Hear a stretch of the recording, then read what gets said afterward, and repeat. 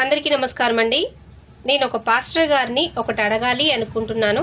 ఆ పాస్టర్ గారు ఎవరో పెడతాను చూడండి.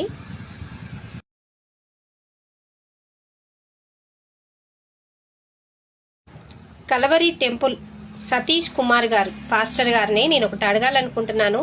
నమస్కారం అండి సతీష్ కుమార్ గారు.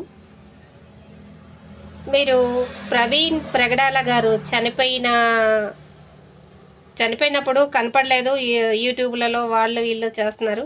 కానీ ఒక వీడియో చూశాను. ప్రవీణ్ పగడాల భార్య గారిని ఇలా మంచి పోరాటం పోరాడారు, ఆయన చనిపోయినందుకు నేను చాలా బాధపడుతున్నాను అని చెప్పుకుంటూ ఒక వీడియో చేశారు.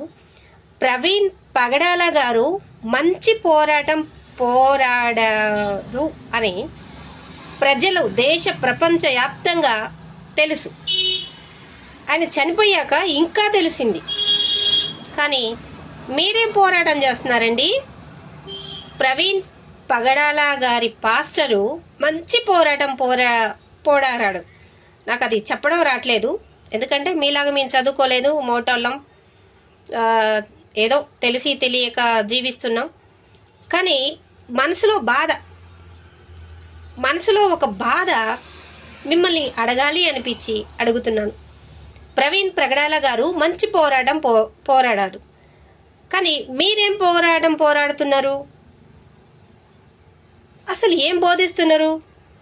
తల్లి కుటుంబం కొట్టుకోవడం, కొట్టుకుంటే ఇలా కొట్టుకోవద్దు, దేవుడు మంచిగా మిమ్మల్ని చేస్తాడు, తాగుబోతులు మారండి, తిరుగుబోతులు మారండి, ఇలా కుటుంబ వ్యవస్థ మాట్లాడి కుటుంబాలలో సమస్య చెప్పుకుంటూ పోరాడుతున్నారా? మీరు అనాథలుగా ఉన్నారా? దేవుడు ఆదుకుంటాడు. మీరు దిక్కులేని వాళ్ళగా ఉన్నారా? మీరు దేవుడు దిక్కుగా ఉంటాడు. మీరు శ్రమలో ఉన్నారా? దేవుడు రక్షిస్తాడు. దేవుడు అది చేస్తాడు, మేలు చేస్తాడు, తాగుబోతులు మారుస్తాడు, తిరిగిబోతులు మారుస్తాడు, అట్లా ఇట్లా ఇవి చెప్పుకుంటూ ఒక కుటుంబాలను, ఒక సంఘాలను ఏర్పరచుకుంటున్నారు. మీరు ఒక చెడ్డవాడిని మంచివాడిగా మార్చిండు యేసుక్రీస్తు గారు. ఇలా బాధలలో ఉన్న వాళ్ళని ఆదుకుంటాడు, రోగాలను స్వస్థపరుస్తాడు, ఇలా చెప్పి జనాన్ని పోగు చేసుకుంటున్నారు.